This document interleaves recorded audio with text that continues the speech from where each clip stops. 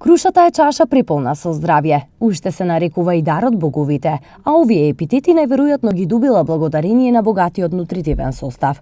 Содржи витамин С, Е, К и Б2, а од минералите изобилува со калиум, бакар, магнезиум и манган. Треба да се има на ум дека најголем дел од витамините и минералите се наоѓаат во лушпата, па затоа нутриционистите потсетуваат дека крушата треба да се јаде цела.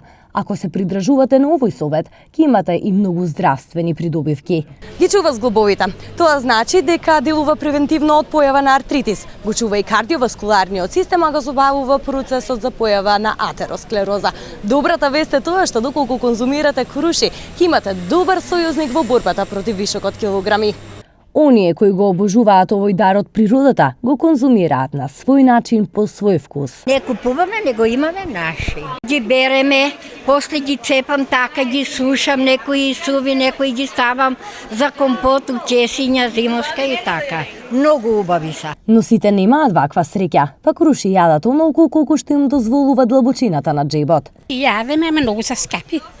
Моментално на градските пазари во истокот застапена е сортата Вилјановка, која важи за една од најсочните сорти. Но за целосно искористување на нејзините здравствени придобивки треба да се одберат плодови кои не се хемиски третирани, односно прскани. Како да се препознае таквиот плод?